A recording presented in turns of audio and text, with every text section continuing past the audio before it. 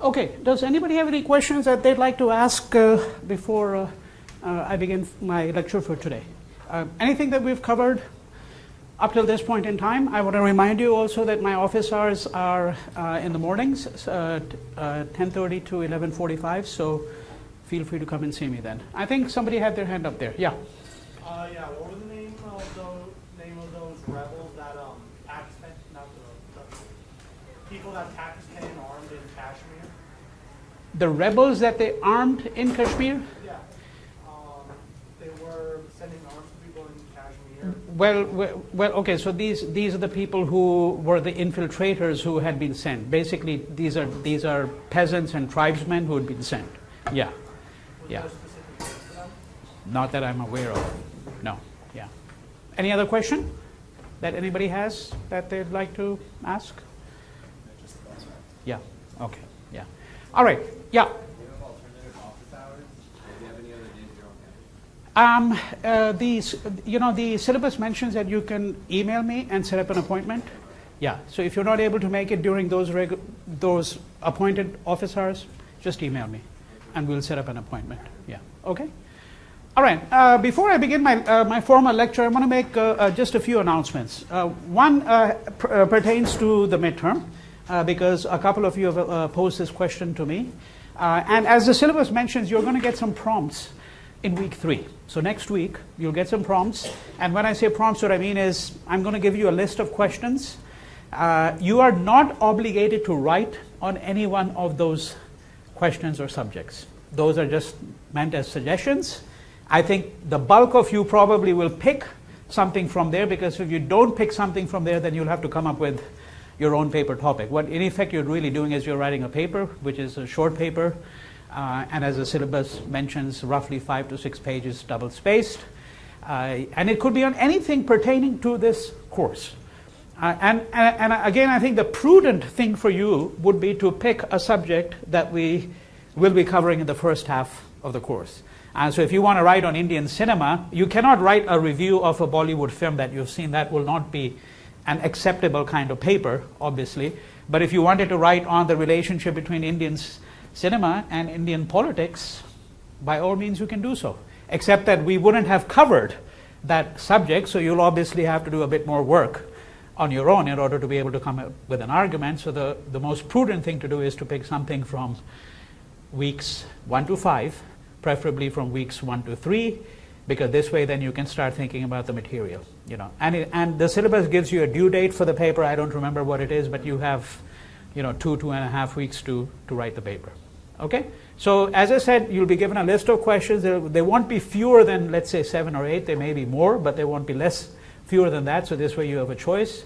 And the questions could cover the Constitution of India, the assassination of Gandhi, both of which I'm going to talk about today.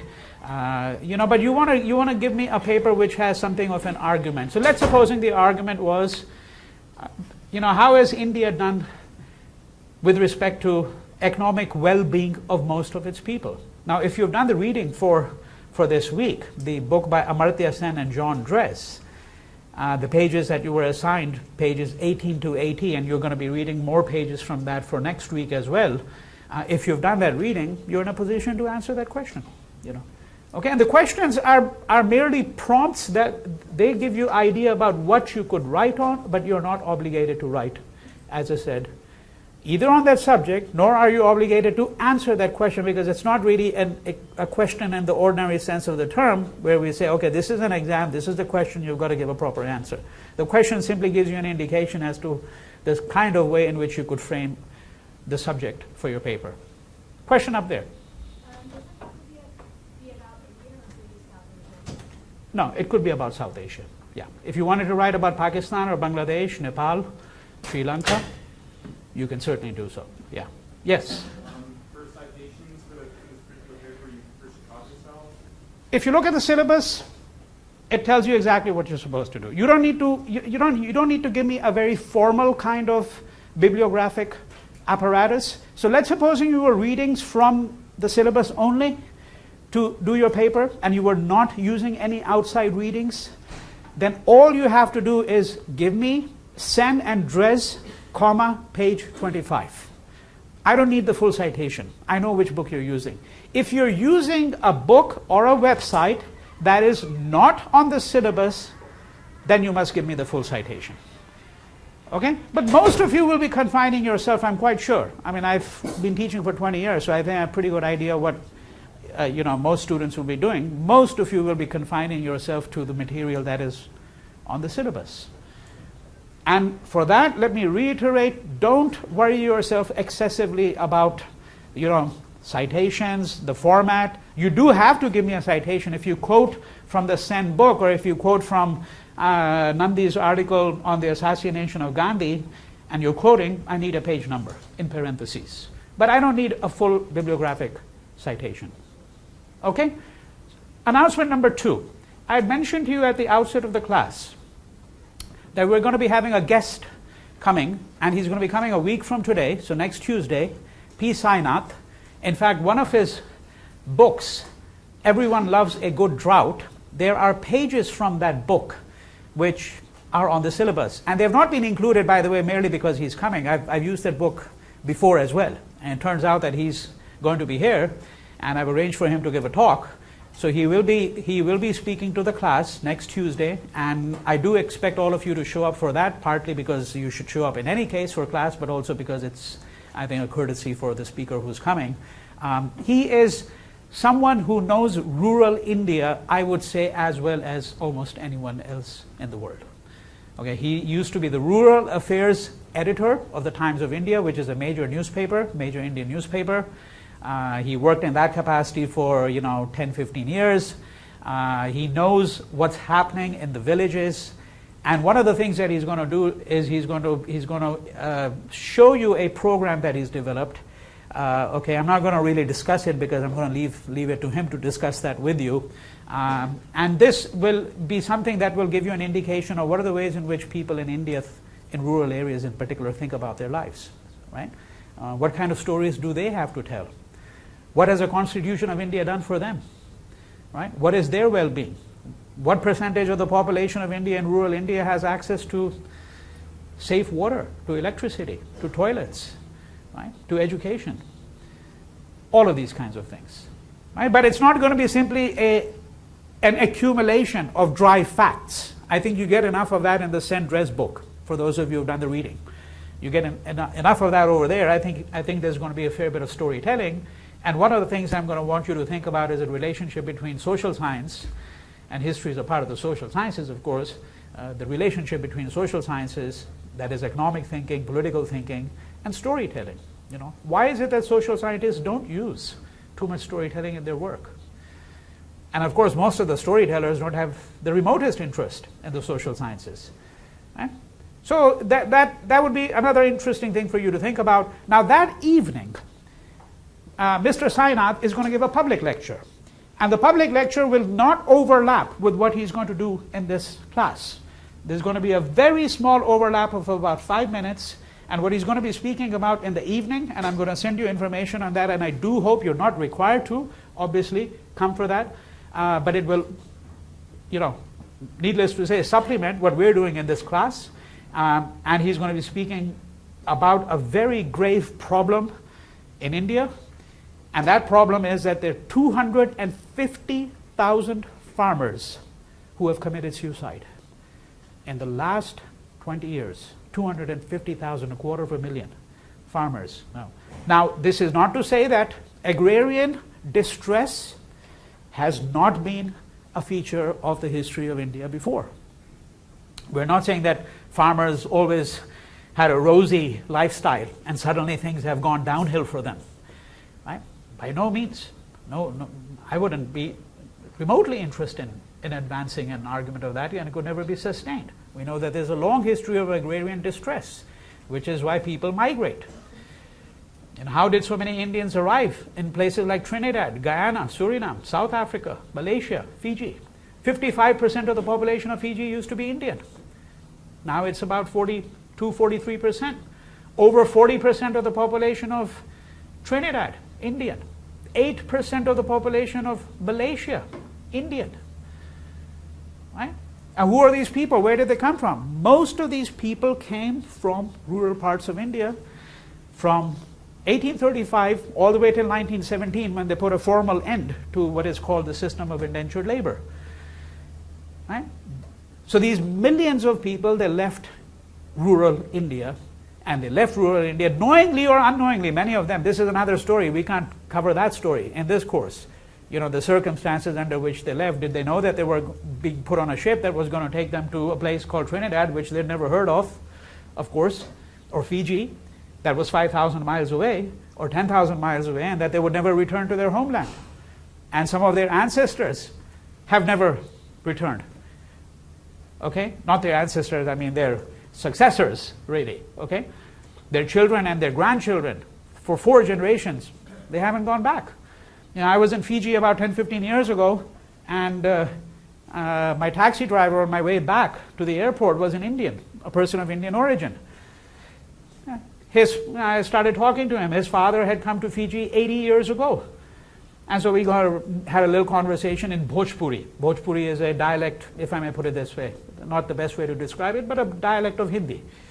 And so he says to me, he started talking to me and asking me where I was from, and I told him I'm from India. And then he says, "Oh, you must be doing farming." Okay? And I said, no, I don't do any farming. I don't do any farming at all. Now, the reason he thought is because, of course, the only Indians he'd ever known, really, and this goes back to his grandfather and his great-grandfather, they all came from farming communities. Right? So, what is the point there? The point is there's been a tendency for outward migration when you have distress. That's the history of the United States, right? For those of you who know the history of immigration to the United States, I mean, most of the people who come because there's economic hardship somewhere else, and you think you can improve your prospects in life when you come to the US, or Australia, or New Zealand. These are all settler colonies. So there's been a long history of agrarian unrest and distress in India, but nothing comparable to what we have today. I mean, 250,000 people committing suicide, and I don't know how many of you know how they commit suicide. Many of them, for example, will drink pesticide, the same pesticide that they might be using for their crops, and they'll just drink pesticide. And when the man commits suicide, he leaves behind a widow, possibly 3-4 children, sunk in debt, and the debt cycle continues on and on for generations. Because you've got a money lender, you might have taken money from interest from a money lender, and the money lender charges you 24% interest per annum, much more than a commercial bank would, right? And you're unable to meet that, and your debt obligation, and that might be one reason why you're committing suicide. I'm simplifying it here. We'd have to, and what Sainath will do, of course, is he'll give you a full-blown account, which I can give you as well. He can give it to you from the field because he knows it from the field as well. I know it from the literature. All right? But we're simplifying the picture here, but we're saying that it has consequences. When people think about 250,000 farmers who've committed suicide, how many of us are thinking about the people they leave behind? Right? The widows they leave behind, the children that they leave behind, the fact that these people will now be sunk in debt, and when you get sunk in debt, then you become an indentured laborer. You're living virtually in slavery. That's a modern day form of slavery. So that's what his subject is going to be, and that's going to be Tuesday evening, 6:30 in Franz Hall, and I'll send you a little note about that, okay? Either sometime this evening or sometime tomorrow. And I will, of course, remind you about that on Tuesday as well in class. And finally, I want to say to you that, for those of you who don't have, I've tried to give you the backdrop to 1947. Right? I think I've given you sufficient backdrop so that you are in the position to understand some of the major, at least political issues, some of the economic issues. But if you're looking for a longer backdrop, then once again, something I'd mentioned at the outset of the class, you can go to some of the lectures that I have, which are all up on YouTube. I also maintain a blog, and I have an academic website, and you get plenty of information from all of these sources if you're even remotely interested. All right? Now, in my concluding remarks to you on Thursday, I had been talking to you about the partition, of course, been talking about the transfer of population. The last slide, one of the last slides that we'd seen was about the transfer of population, 15 million people. And I mentioned to you that this is the, the most concentrated migration that we know of in human history over a very short period of time.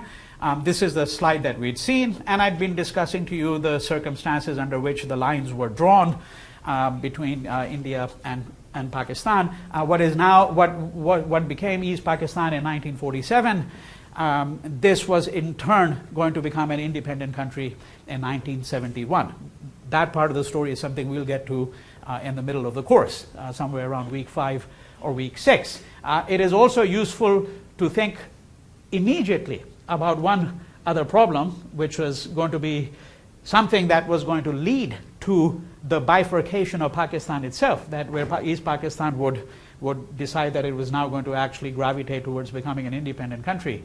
And that element which is useful to think about is the following, that what was common to people in West Pakistan and East Pakistan was what? Religion. Right? The fact that they were all Muslims. But is that enough grounds to constitute a nation? And what 1971 showed was that it wasn't. So remember that the whole rationale, the whole logic of the partition was driven by this idea of the two-nation theory, that the Muslims and the Hindus constitute two separate nations, and frankly there's really nothing that brings them together at all. Or certainly what brings them together is not sufficient to prevent the tendency to constitute themselves as a distinct people with a distinct history. And what 1971 was going to show was that, well, in fact, this is not enough of a reason now, because in East Pakistan, the vast majority of the speakers, I mean almost without exception, they were all speakers of Bengali. In West Pakistan, they were speakers of Punjabi, Urdu. And if you go further west into Pakistan, then languages such as Sindhi. Right? Enormous difference.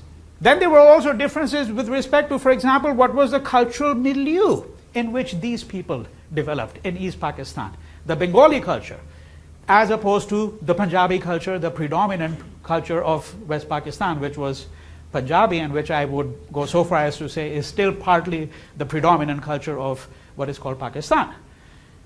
Right? So there were these considerable differences which were obviously going to surface constantly. They were there in 1947.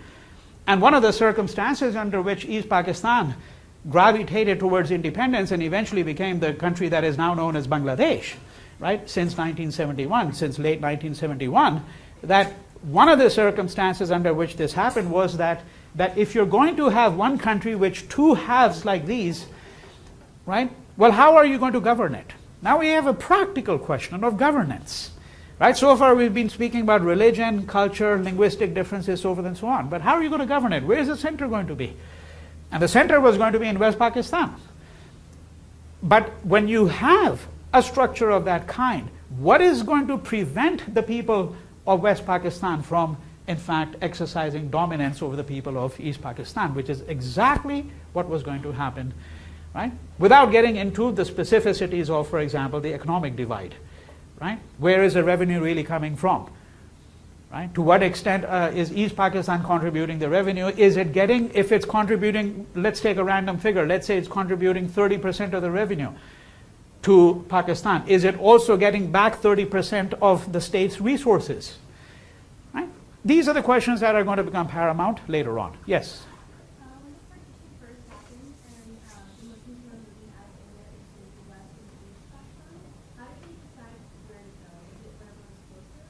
How did the Muslims decide whether they were going to go to West Pakistan or East Pakistan? Proximity.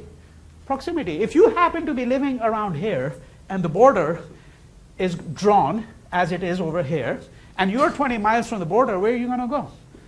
You're going to go to East Pakistan, right? You're not going to go trek 2,000 miles to West Pakistan. No.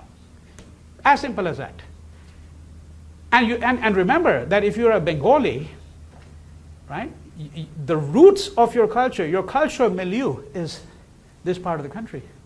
It's not that part of the country, and vice versa. If you happen to be a Muslim and the border is drawn in such a way that you're 5 miles east of the border, that is that now you're in India, right?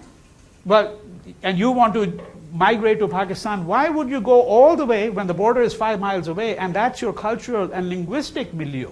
That's what you're familiar with, right? Why would you go 1,500 miles all the way east and become a part of East Pakistan? You wouldn't, right?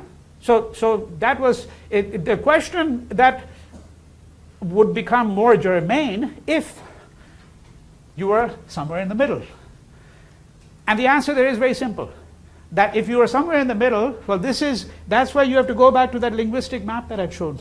Remember what I told you, that the whole belt here is a predominantly, it's sometimes pejoratively known as the cow belt, the saffron belt.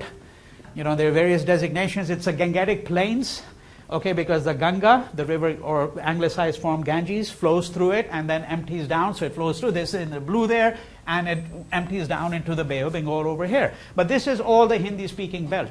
And Hindi and Urdu are, as spoken languages, very similar, nearly identical in many ways.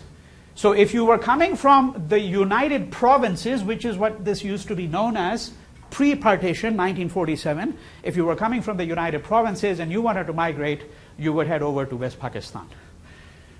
Okay? Yeah. All right, so I'm just alerting you right now to some of the complexities of this. And I want to show you one more slide to show you what are some of the problems and how one does history and how one does cartography. Take a look at this slide. Okay? So this is India post-1947.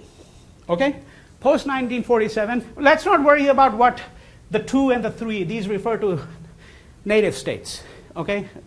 Because the person the cartographer who drew up this map, is not giving you all the native states. You'd have to number 550 plus of them, because that's how many there were.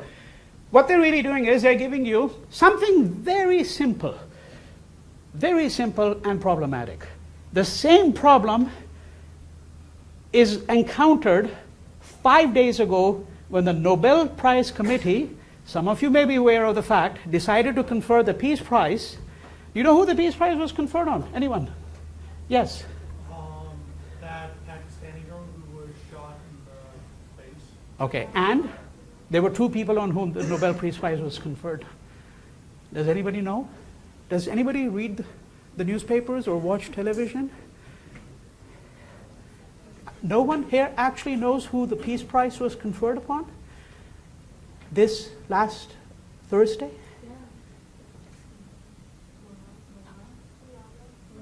Malala. Yeah, that's the Pakistani girl that the gentleman here just referred to, the student here referred to. Yeah, who's the second winner? Yes. His name escapes me, but an Indian presumably who works against child trafficking and child labor. Okay. Okay. So the Nobel Committee, Peace Prize Committee, Swedish committee, decided to confer the Peace Prize jointly on Malala Yousafzai, who's a 17-year-old girl, 17, not 70, okay, 117. By far, of course, the youngest recipient of any Nobel Prize, whether it's peace or physics or, economics, 17 years old. I'm not going to discuss the whole politics of it. I could give you a whole lecture on what I think about conferring the prize on her, okay, right? And who is being instrumentalized for what reason, okay, and why these sentiments prevailed in such a strong way. But the important thing is this: it was conferred on her and jointly on an Indian who's 60 years old, who has worked on the issue of child labor for 3 decades. His name is Satyarthi. Okay? It was conferred jointly on them. Now, when the Nobel Peace Prize Committee conferred the awards, you know what they do? They issue a statement. And they said that we're doing this because it's in the hope of promoting Hindu-Muslim peace. Now, frankly, I find that astonishing. I find it astonishing because here, look at the assumption here, that she is to Islam and Muslim Pakistan what he is to Hindu India. So she stands for Pakistan and Islam, and he stands for Hindus and Hinduism and India. Well, one big problem with that is that India is not only a country of Hindus. In fact, there are as many Muslims in India as there are in Pakistan. There are. You just check the figures. Okay?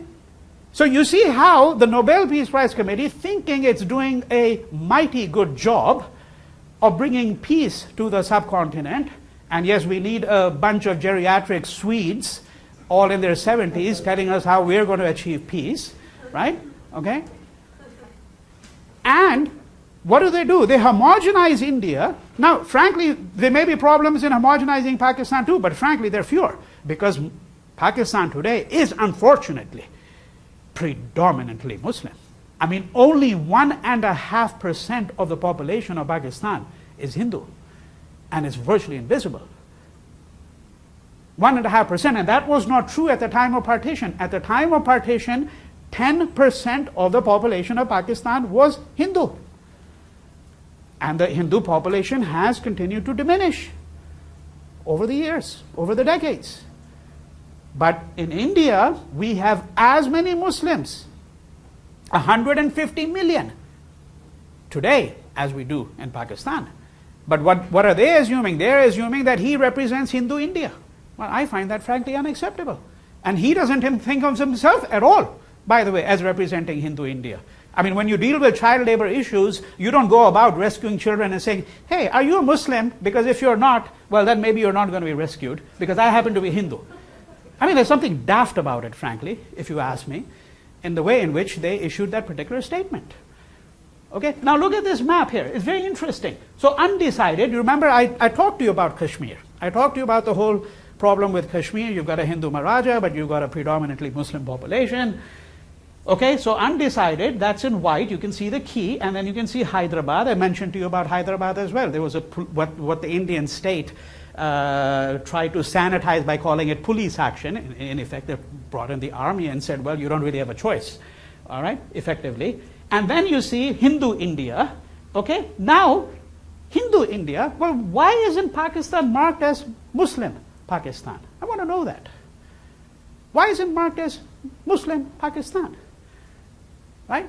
Because again, you see, the assumption here is that India was and is a predominantly Hindu country, and it's going to be identified only with the religion called Hinduism. That's not acceptable. India has more Muslims than every other country in the world, barring Pakistan, and it's virtually equal there, and Indonesia. That's the only other country in the world which has more Muslims. It has more Christians than most Christian nations in the world. Because if you've got 1.25 billion people and 3% or 2% of your population is Christian, you just do the numbers. And that's more Christians in Canada, more Christians in New Zealand, more Christians in Belgium and Holland. You see what I mean, right? But, and not only that, so you've got Hindu India, but not Muslim Pakistan. That's one problem. And then the second problem is, frankly, why call it Hindu India at all, right? Why is it being homogenized here? So this shows you the cartographer's thinking. The person who drew up this map, it tells you about how they're thinking. They're thinking along communal lines. Communal lines is when you say that religious identity is the primordial identity of a person in this part of the world, right? Well, not, why should it be? I mean, there are people who don't think along religious lines, who might say that, well, I'm secular, or before I'm a Hindu or a Muslim, I happen to be a laborer or an intellectual or an activist or a worker. That's my identity. Or even simply that I'm male or female before I'm a Hindu or a Muslim. Or I'm gay or straight, whatever the case might be. Right? So this is a very interesting illustration of where a purportedly neutral, objective science, such as cartography, right? Because when you have maps, you're going to have a key. Then you have to figure out, well, how do you interpret the map? What's the politics of the map? All right? So now, one last thing I want to say about the partition and the partition killings before we move on to the assassination of Gandhi and the months leading to the assassination, and then from there to the Constitution of India. Because what I'm interested in today now is three subjects. One is the assassination of Gandhi. The second is, what do we mean when we speak about a democracy? Right? Because we're going to be speaking about India as a democracy, because when the Constitution is launched, India is a democratic state. Right? And one of the readings you have is by Arundhati Roy. This is one of her earlier works. And even in this work, she's quite clear that she thinks that the whole project of democracy is a sham in India. Well, maybe it is, but it might be a sham in many other countries that we think are democracies as well. Right? We'd have to first agree upon what we understand by democracy, and more importantly, because we're not going to be able to agree upon what we understand by democracy. It's always difficult to agree upon what things should be. It's much more easier to agree upon what things should not be. I want you to try to reflect on that. So if you look at systems of morality, right? So you look at the 10 Commandments, right? One of the 10 Commandments is what? Thou shalt not commit adultery. Well, I think we can all agree. Now, not everybody, of course, will actually follow it, but in principle. Or let's take something even simpler. Thou shalt not commit theft.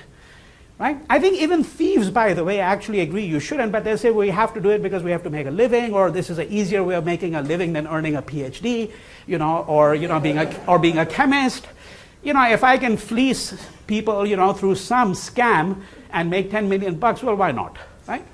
Okay? But most people all over the world will agree that you shall not commit theft. And we won't get into the nuances of that, because there are many different forms of theft. If I just take, someone's possession nakedly and openly, that's theft. But what if, for example, I'm given, 3 cartons of paper by my office and I take one home? Is that the same as theft or not? You see, we can get into all kinds of nuances, but let's not worry about that. In principle, we agree with that. So this is what, if you look at most systems of morality, they are cast in the form of negative prescriptions, because it's easier to agree upon what shall not do. If supposing the commandment said, thou shalt distribute property equally to everybody, I don't think anybody would agree with that, or very few people would agree. Right? Let's imagine an opposite to saying, thou shalt not commit theft. So let's put it in the form of a positive prescription. What should one do? Right? Very difficult to have agreement on that. But we can have an agreement on what we should not do. Okay? Yes? But doesn't, saying thou shalt not commit theft has to be understood in more subjective and moral terms? I mean, if let's say in Nazi Germany, if they tell a French person, you shall not harbor Jews, but you do it anyway, is it more subjected to every single circumstance rather than just a more universal law? Yeah, look, in principle, I agree with you that there is a subjective element, of course, okay? And similarly, that we are speaking about a moralistic system, okay? Right? Because all religions rely upon that to some degree. I'm making a very simple point here. The simple point that I'm making here is that we're going to have to try to understand, when we look at the Constitution, for example, of India, okay? We're going to have to try to understand what are the ways in which we might do some kind of interpretive work, all right? Some kind of interpretive work around the Constitution, and more particularly, apropos my previous comment, what we mean when we say a democracy. What is a democracy, right? So we know what it is not. It is not a system of naked authoritarianism. If somebody came to you and put a gun at your head, okay, and said, you better vote for Obama, okay? But clearly we know that that's not democratic. We know that, isn't it? Right? But if you said, well, we also know what democracy is, it's a system of free elections. Well, frankly, I don't know what that means, right? Because if you've got, $50 million that is being put into an election, is it free anymore? I'm not so certain about that. I'm not so certain about that, because you are able to influence the vote, right? I mean, that's the problem. Of course, nowadays, in effect, you're buying seats. I mean, you know, it's going to cost minimum of $50 million to run for any kind of seat, House of Representatives. And of course, for a presidential system, you're talking about $1 billion or more, right? So this is what I mean. Okay, you try to just get the spirit of it, because we can get into technicalities, but I'm trying to say that there are three subjects we're interested in: Gandhi's assassination, the idea of India as a democracy, some preliminary observations about that, because it's a subject that we're going to be wrestling with for the rest of the quarter, right? And thirdly, the Constitution of India, because the inauguration of India as a republic is going to be followed soon thereafter by the promulgation of the Indian Constitution, which is a unique document. That doesn't mean it's the best document. It's a unique document. It shares a great deal with other constitutions around the world, and yet there are some things that are obviously distinct to it. So we want to try to understand that framework, and then we have to ask ourselves, what has the Constitution done for the people of India? Right? If it gives all of these constitutional rights, right to freedom of expression, right to freedom of religion, right, so forth and so on, right to livelihood, well, if it gives a right to livelihood, and you have something called the directive principles of state policy, which I'm going to speak about later on, right, which even gives an assurance of the right to equality. Well, if you have 60% of the population that is suffering from malnutrition, clearly something has gone wrong there. Something has gone wrong drastically. And we have to ask, what has the Constitution done for most Indians? Not only that, we also have to ask, what is it that laid the groundwork for the Constitution? What is it in the history of India that made possible? Was it colonial rule? Of course not. Colonial rule was exceedingly anti-democratic. It was authoritarian. Colonialism means a system of government without representation for the people. Right? So it was clearly not India's colonial past. Right? Had the British prepared the Indians, so to speak, for the Constitution? Because one of the things that the constitutions did, for example, of India, was it immediately offered, universal franchise. Universal franchise. Didn't matter whether you were rich or poor, male or female, Hindu, Muslim, everyone was entitled to a vote. And you know that in many countries, of course, people had to struggle for the right to vote. I mean, African Americans didn't get the right to vote until the middle part of the 19th century, and effectively they couldn't vote in most parts of the country, which is why, of course, you needed something called the Voting Rights Act, 1965, right? Okay? So we know that the Constitution was, in some aspects, an exceedingly radical document. But before I get to discussing these things, I want to just conclude my discussion from before with one further set of comments about the partition killings. Now, I've spoken to you about, and the partition process as a whole. When I've spoken to you about the transfer of populations, one of the things that we don't think about often is, okay, so 15 million people. Let's assume that that's the correct figure. I mean, it's somewhere between 12 and 15 million. No one has done and cannot do a count. You can only approximate it by looking at some kinds of records, but there are not very many records. Because remember that the partition killings are very different than the Holocaust killings. Okay? These are two different kinds of violence altogether. The Holocaust was a form of deliberate social engineering by the Nazi state. Okay? You have a deliberate policy for the elimination of certain kinds of people who you think are not worthy of being given the dignity of living. Right? And that included Jews, it included homosexuals, included people who were considered to be mentally retarded. It's not only the Jews, by the way, who were put under the machinery of death. Most people think of it only as a Holocaust involving Jews, but there were other groups of people, gypsies, homosexuals, mentally retarded. Right? All of them were given, as it were, the sentence of death. And the Nazis kept meticulous records. Meticulous records. So you are taken from one part of Poland and then you're sent off to Auschwitz. Or you're sent from one concentration camp to another concentration camp. I mean, you've got meticulous records. okay, of how the Holocaust was engineered. And this is what I speak of, that is a form of social engineering by the state to produce a certain kind of society that the Nazi leaders thought was desirable. Now, the partition killings are not like that. It's not like there's some cabal of people sitting there, both Hindus and Muslims, and saying, oh, let's go down to this village or this whole district and let's loot and plunder and kill and rape. No.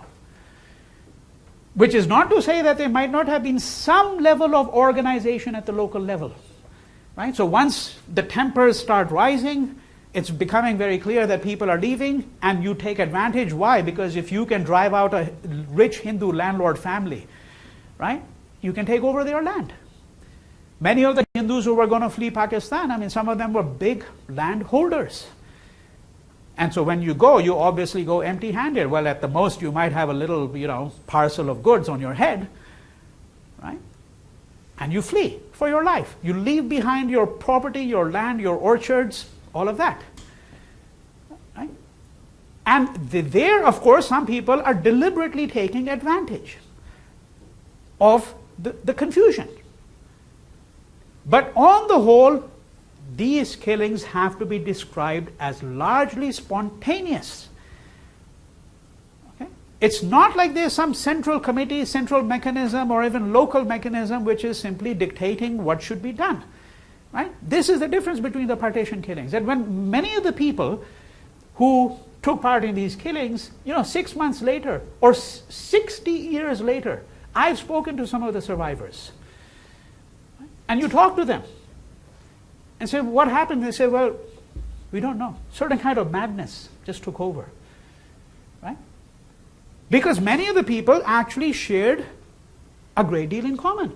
The victim and the perpetrator shared a lifestyle. They lived in the same village. They knew each other. Right? And it's always an interesting, complicated question. How do you end up killing people who might have been part of your social, cultural, emotional milieu? Right? And it's also very important to remember that we should not think of killers as a separate breed of people. The killers are amongst us. Always. In all of these killings. The Nazis who perpetrated the Holocaust, and I'm not speaking about the 20 people at the top, Hitler and Göring and Himmler and all of those. I'm speaking about the next layer and the layer below that. I mean, you're talking about 100,000 people who were involved in the meticulous orchestration of what is called the Holocaust. And 99% of these men who committed these killings, they were good Christian fathers to their children. In the evening they come back and they sit down at the dining table with their wife and their children, and before they have their meal, they say their prayers. You would never think that this person is a mass killer. That's what's important to remember. Okay? So now, this is one aspect of the killings that you have to think about, that there's this level of spontaneity. It's not quite certain what's really going on. There's a great deal of confusion. And then the second element, which is an interesting element that I want to point your attention to, is what about the refugees? You've got 12 to 15 million people who have now crossed borders. Okay? How do you rehabilitate these people? Delhi before 1947 had a population of less than 500,000. And it is really the partition and the huge number of people who started coming into cities like Delhi, which led to a massive explosion of the population of Delhi. And to some extent, it has shaped the city down to the present day. Why? Because, I want you to think about this, because when we look at the 1984 pogrom against the Sikhs, we're going to have to ask ourselves, is it easier to kill people when you live in a city which is made up of migrants? It's not that migrants are more wicked. Of course not. But if you come from unsettled communities yourself, okay, if you've lived in a neighborhood and your forefathers have lived in that neighborhood for 200 years, you develop an attachment to that neighborhood, to that area. You're protective of it. You want to keep that neighborhood in good shape. You want to keep a semblance of law and order in it. Now, is it the case that in Delhi the killings have always been easier because it is a city fundamentally of migrants, as is, for example, in Pakistan, the city of Karachi? You know, huge influx of population in Karachi, for example, of Afghans over the course of the last 3 decades, right? Because then there's nothing that, you know, when you identified, let me give you an illustration so you understand exactly the context. In 1984, and we're going to return to this in much greater detail, but I want you to think about 47 and 84 and think of the juxtaposition. In 1984, the Prime Minister of India, Indira Gandhi, Mrs. Indira Gandhi, was assassinated by a Sikh. Now, when she was assassinated by a Sikh, that same evening, Sikhs were drawn out of their houses by mobs of people. And some of the, and you know, you can identify a Sikh very clearly, right? How? By the turban. Okay? They were drawn out of their houses, and right in the middle of the street, a mob of 20 Hindus would put petroleum, kerosene oil on this man, light a match, and burn him to death. And yet, in some cases, this was the same man with whom they might have had dinner the previous evening. In some cases. Okay? So you pick these people out, you isolate them, and you commit a pogrom against them. Now the question is it facilitated by the fact that the people who are doing it very often are themselves people who really have had transitory lifestyles, transient lifestyles, right? Because these are people who don't come from settled communities. I'm not saying that we can demonstrate this with absolute certainty. It's a hypothesis. It's a hypothesis, right? That if you were living, because we found that much of these killings took place in what were called refugee colonies. Much of these, not all of them. Right? And these were colonies where people had settled down for only a very short period of time. In some cases 5 years, 10 years, 15 years, 20 years, 25 years. So Delhi has a long city of what we might describe as migrants coming into the city. And there was this massive influx post-1947. I'll cut to a question second. Just let me finish my train of thought. So one question here is, well, how did they rehabilitate the refugees? Where did they live? We're not talking about a trickle of people here. It's the same problem, by the way, now with Syrian refugees. You know, they've set up entire camps which have come up overnight, so to speak, because you're talking about 3 million Syrians who have become refugees because of the ongoing crisis over there. You put them in a camp. Well, how do you provide for electricity, water, schooling, food? And very often these people were given refugee cards. This is, by the way, the card that was issued to my grandfather. I just found this a few months ago. I didn't even know it existed. Probably not many cards of this kind that people have saved. So that's Ganesh Das, that was my paternal grandfather, and it was in my father's possessions, this card, right? Because so you can see government of East Punjab, remember that Punjab got partitioned, so you've got East Punjab, which is now India, part of India, and West Punjab is now part of Pakistan. Department of Rehabilitation, right? Yeah, rehabilitation is an interesting word because usually you think people who are rehabilitated, people who have suffered trauma, and this was trauma. I mean, if you're leaving your lands, your house, your family, your friends, right? Fleeing for your life, not quite sure whether you're going to reach your destination.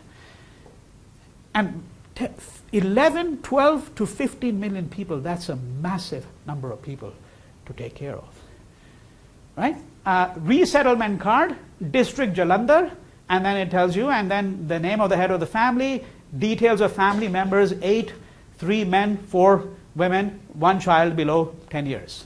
Okay, and you can see 9th January 1948. In India, as in most parts of the world, you give the day first and then the month, right? So 9th January 1948, right? So they would issue these cards, and you would use this card to get rations, for example, right? I'm assuming most of you know what rations are, but when the state says, well, we'll give every person who has this card, 1 kilogram of rice and 2 kilograms of wheat per week, whatever the case might be, so forth and so on.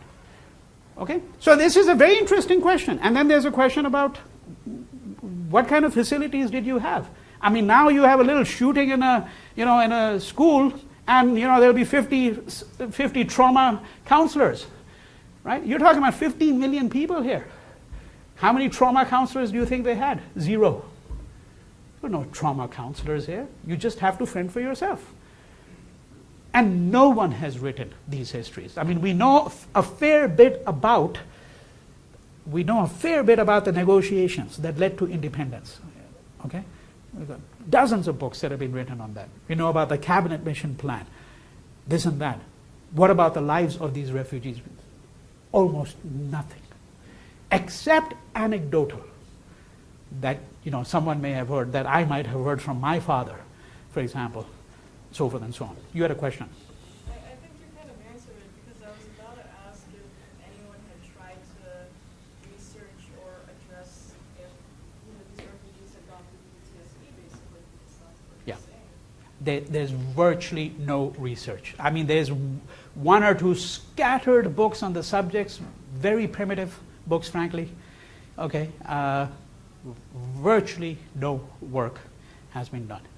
And there's an interesting problem which I'm going to take up in week 8 when we look at cinema, and that is why the subject of partition itself.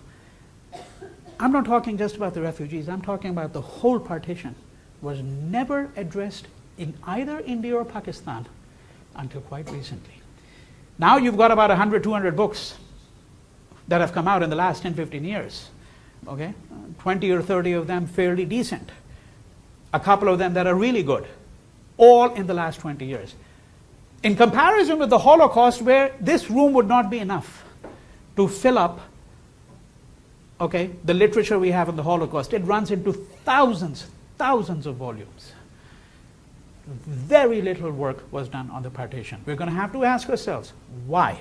And could it be that we have another way of dealing with this, which we haven't even thought about? Why does every second Hindi film of the 1950s and 60s and 70s, every second film, have a broken family, a disruptive family? The father disappears, the mother disappears, the father doesn't have a leg, the mother doesn't have an arm, if I may put it this way, okay? All broken families. Is this the way we worked out the idea of partition? Through our popular cinema, right? Thing to think about. But we'll take it up when we look at cinema much later on. Okay, so effectively I've given you a bit of a rundown on, what is the partition, what are some of the issues here, the geopolitical issues, India, Pakistan, Kashmir.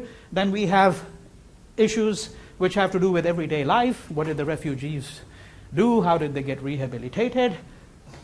Right? Any questions about that before I move on to the assassination of Gandhi?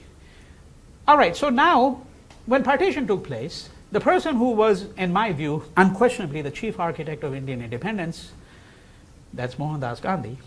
Gandhi was not part of the government of India. When the government of India came in, was appointed, when they appointed the prime minister, so Jawaharlal Nehru becomes the first prime minister of independent India.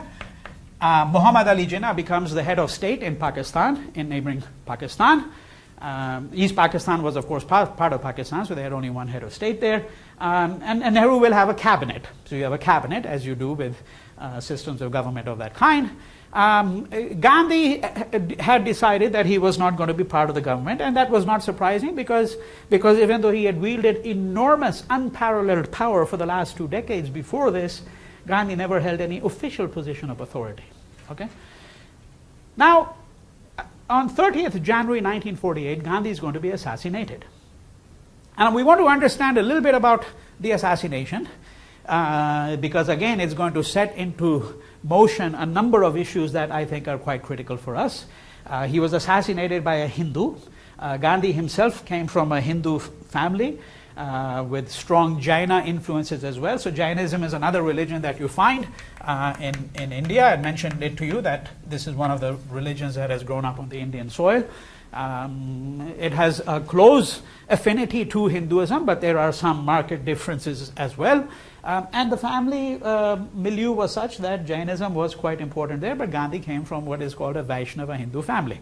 The question of Gandhi's religion is quite complicated because Gandhi believed, for example, that You didn't have to go to a temple at all to be a Hindu. Temple Hinduism is very important. Most everyday practitioners of Hinduism will go to some temple. But Gandhi never visited temples at all. And he was quite certain in his mind that going to temples had absolutely no relationship, at least as far as he was concerned, with being a Hindu. But nonetheless, he was firmly anchored in the Hindu faith. I think we can say that with a degree of certainty. He also said, to complicate it a bit more, that you don't have to believe in God at all, and you can still be a Hindu. Right? So we can, if we were to probe his religiosity, I think we would come up with some interesting problems, but that's not our main concern today. The main concern is that in 1948, in January of 1948, before his assassination, we have to understand what was happening. A war has broken out effectively, remember, between Pakistan and India over Kashmir. A war has broken out. Now, there was a division of the assets of undivided India. So when India was divided, there was also a division of the assets. And when I say division of the assets, in some cases I'm talking down to the last desk, right? That if you've got 20 desks, how many of these go over to Pakistan, and how many of them go over to India? But we are talking about also monetary assets. And the government of India decided to hold back the sum of 550 million rupees. Okay, so that's the currency that you have in India. You still have it today, the rupee. Okay? They decided to hold this back because by this time, war had broken out between India and Pakistan, and the Indian government took the view, you might say, a logical common sense view, that if we hand over this portion of the assets of undivided India to Pakistan, which we owe to them, that Pakistan is going to use these assets to further its war ambitions, to further its war machinery.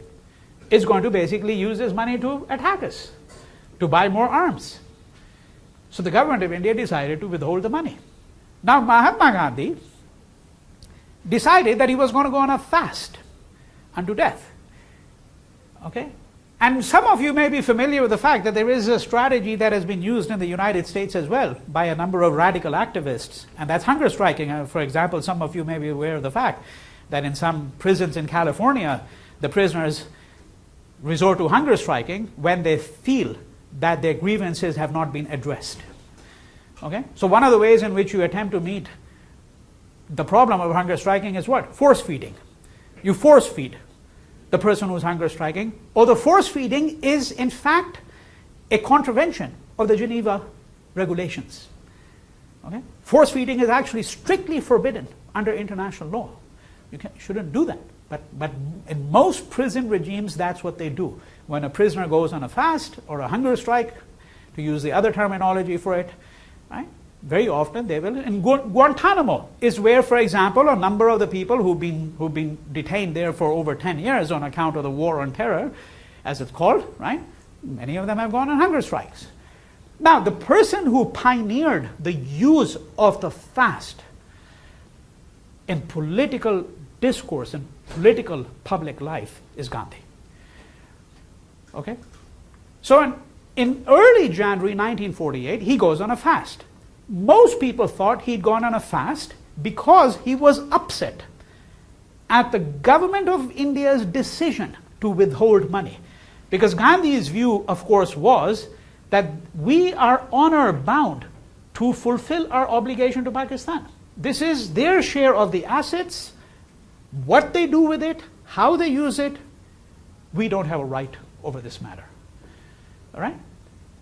Whether he was actually going on a fast to protest the government of India's decision to withhold the money or not is a complicated matter. Okay? It's something that I'm not going to address here. I have a very long article called Gandhi's Last Fast, which you can find on one of my websites, and it gets into the details of what was really going on here. The important thing also is to understand that in January of 1948, Delhi was a city that was engulfed by partition violence. So I mentioned to you that Delhi had a population of less than 500,000 before 15th August 1947, and then within a month, within a space of 6 months, you have a huge number of people who start to come into Delhi. Okay? And population is going to just start mushrooming. And you're going to have people who are going to take advantage of the situation. There are Muslims living in Delhi who had decided not to leave. And some people forcibly drove them out of their homes. Said, why don't you go to Pakistan? Pakistan's been created for you. Right? So you have situations of this kind. And this is not unique to India. This is the same thing is obviously happening in Pakistan. But we're interested right now in what's happening in Delhi. And what Gandhi sees is a culture of violence, which of course is completely inimical, okay, to what he thinks is the possibilities of peace. And it's completely anathema to him because, of course, Gandhi has been the foremost champion of the idea of non-violence over the course of the last 5 decades of his life. Right? I mean, if there's anything he's known for, even down to the present day, it's as a person who's been the chief architect of the idea of nonviolence in our times. So Gandhi goes on a fast unto death, and the fast unto death means that I am not going to eat or drink until peace is restored to the city of Delhi. Okay? The fast is going to last for 4 days. He's going to break the fast because he's given an assurance by all the warring factions. So you've got all of these hooligans with their arms, who in fact, we've got detailed sort of accounts of this. They're going to come before Gandhi. They're going to lay down their guns and their knives and axes, and they're going to lay them down and going to say, okay, Mahatma Ji, we agree. We agree not to commit violence. Please break your fast. Okay? I'm giving it to you in the short form. Now Gandhi is going to break his fast, and you have a group of people who, for various reasons, are extremely unhappy. Let me use this very modest word, unhappy, extremely unhappy with Gandhi. Okay? And this article that you're reading on the assassination, the politics of the assassination of Gandhi, okay, that's what the article is about. It's about the politics of the assassination. So was Gandhi merely assassinated because the Hindu who assassinated him thought that Gandhi as a Hindu had betrayed his own people, that he was too friendly to the Muslims? And you know that when Gandhi was alive, in the last few weeks and months of his life, one of the taunts that he could hear constantly, because Gandhi is known as the father of the nation in India, right? October 2nd is one of the 3 mandatory holidays in the country. There are only 3 absolutely mandatory holidays in the whole calendar. One is the birthday of Gandhi, October 2nd. One is Independence Day, 15th August 1947. And one is what is called Republic Day, which is a day when the Constitution of India was going to be launched. And that's January 26th. These are the 3 mandatory federal holidays in India. Okay? Now, so Gandhi is known as the father of the nation, but one of the taunts he heard in the last few weeks, months of his life was, you're the father of Pakistan. You created Pakistan, some of his critics would mention. Right? You caved in. Why did you not go on a fast, Gandhi was asked, to prevent the partition of India? So forth and so on. And he was viewed as being excessively friendly to the Muslims. Right? So, for example, this whole idea of this 550 million rupees, the critics would say, well, we can't hand over this money to Pakistan because effectively they're going to use this money against us. Right? And Pakistan was, of course, a Muslim majority state. Right? So you can see that this was, of course, the grounds on which most people thought he had been assassinated. That his assassin, a man by the name of Nathuram Godse, could not stomach the idea that this man was now, in fact, actually supporting the Muslims, even though he purported to be a Hindu. Right? Nathuram Godse, that's the name of the assassin. And one of the things that Nandi is going to do is he's going to complicate the picture enormously. So one of the ways in which he does is that he first looks at Godse's past. What community does he come from? And of course, Godse came from an upper caste Hindu Brahmin family. He was what is called a Chitpavan Brahmin. Right? The details here are important, but you will find them in Nandi's piece. And he explains what the importance of this is. Gandhi himself came from a middling caste. Right? So he comes from a middle caste. He's not a Brahmin. And one of the things that Nandi wants to argue is that Gandhi and the politics that he created completely revolutionized the Indian public sphere.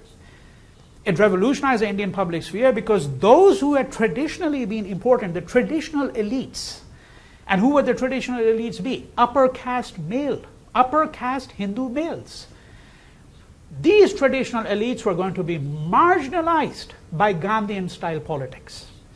In Gandhian-style politics, people who were lower caste, middle caste, women, people who critiqued the dominant models of masculinity, right? These people who had so far been marginalized, Gandhi was going to put them into the center of Indian public life.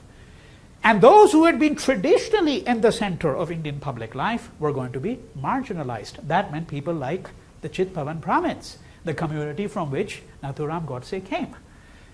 Right? This is the argument that Nandi, I'm giving it to you in a nutshell. This is the argument that he's going to advance, because he's going to suggest that it's not simply a matter of the animosity that Nathuram Godse felt, okay, about a Hindu who was the father of the nation and who had betrayed the nation.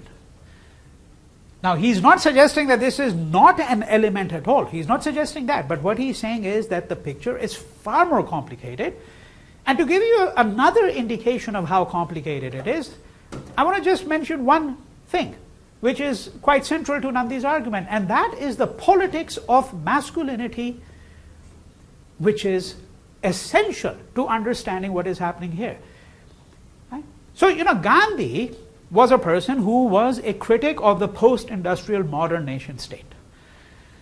Right? The kind of India that had come into existence in independence was not the kind of India that Gandhi had thought about. This is not what he had struggled for the last 30 years of his life. So Gandhi was a critic of modern industrial civilization. He completely disagreed with the premise that we have to be an industrial civilization in order to be able to achieve what is, quote, called progress. Okay? Gandhi also understood that colonial dominance is homologous with, meaning that it's congruent with sexual dominance. The dominance of the male over the female. He was quite certain in his mind that there's a relationship between that. He was also quite certain in his mind that a country such as England could not have colonized India unless it had first colonized some of its own people.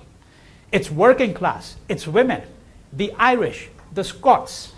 For those of you who've been wondering about the Scottish referendum, which unfortunately from my point of view, failed 2 weeks ago, right, when they had a referendum to see if Scotland might become an independent nation, and it just failed by a relatively small margin, 55 to 45%. But one of the reasons why some of the Scots wanted independence is because the Scots were brutalized by the English for a very long period of time. And there's no other word for it except to say that they were brutalized. Of course, they might also have done some part in brutalizing the colonial people, the Scots themselves, but just by virtue of the fact that you're exploited doesn't stop you from exploiting others very often. That's one of the unfortunate aspects of being human very often. But what is certainly true, and this is what Gandhi understood, is that before England colonized the Indians and the Africans, it first colonized a good deal of its own population. Okay? And what he's going to do is he's going to initiate a full-fledged critique of the politics of masculinity. Now this upset Nathuram Godse no end. And we know that because when Nathuram Godse assassinated Gandhi, and the assassination was very simple, he walked up to him and just pumped 3 bullets into his body at a distance of about 4 feet. Because Gandhi refused to have security. He refused to have security. Right? So Nathuram Godse walks up to him. You can read accounts of this. There are hundreds of biographies of Gandhi, hundreds. And you can read accounts of exactly what happened. And he pumped bullets into him, and then he's going to be put on trial. No, this is a democratic state, so you don't just go and hang the man just like that. You're going to hang him eventually, right? That's what the democratic state does. It first will have a trial. And you know what the outcome is going to be. He's not going to be sent home with a bunch of cookies. Of course he's going to be hanged. No question about it. Right? So Nathuram Godse is going to have a trial. And what does he do? He does exactly what Gandhi had done during the colonial period. He used the courtroom as an opportunity to stage his defense. And his defense, like Gandhi's defense when Gandhi was put on trial in 1922, is a long, protracted defense. The government of India found it incendiary. They immediately banned Godse's speech. Banned. You couldn't access the speech. And one of the things that Godse says is that, look, I had to get rid of Gandhi because we can't really have an effeminate person as a leader, the moral leader of a nation. An effeminate person. Who is an effeminate person? A man who displays excessive qualities and characteristics of a woman. That's an effeminate person.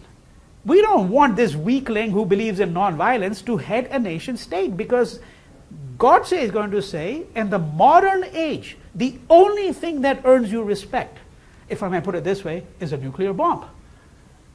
You've got to be a strong, masculine nation state. We can't have this weakling wearing a dhoti, okay, sort of a big diaper as the British used to call it. We can't have this man in his mid-70s who's the father of the nation guiding us, because we're going to be nowhere in the world. Nobody's going to pay us any respect at all. He doesn't even believe in industrial civilization. And Godse says that explicitly in his defense. That this is one of the reasons why I had to just pump a few bullets into this body. Right? So this is what Nandi is attempting to do. He's attempting to complicate this, because what it does is it immediately alerts us to the fact that, well, one of the ways in which we have to think about Indian politics, we have to think about who is at the center, who is at the periphery. Okay? What are the traditional elites? What are the non-elites? What place do they have in the public sphere? Okay? What are the legacies of this? One of the things that happened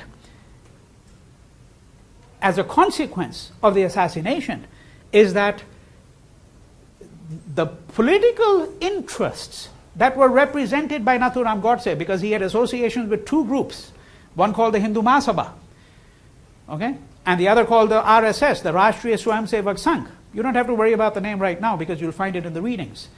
These two organizations, parties, they represented the idea of a Hindu nation state, of Hindu nationalism. And so one of the consequences of the assassination was that they were banned by the government of India. And of course, you know that when you ban things, then they resurface with a vengeance much later on. And this is precisely what is going to happen much later on, when eventually the ban is going to be lifted. And we know that, of course, in the 1980s, Hindu nationalism is going to come back in full force. Right? So this is essentially the politics of the assassination of Gandhi. I've laid out some of the issues here. Think about the center and the periphery, Hindu-Muslim relations, the politics of masculinity. Okay? Those are some of the things that will stay with us as we move along in this course over the course of the next several weeks. So in my opening lecture on Thursday, I'm going to speak to you about democracy. We're going to have a little discussion. I want you to think about it. Come prepared. What does it mean to be a democracy? How do you define a democracy? Right? And secondly, the Constitution of India.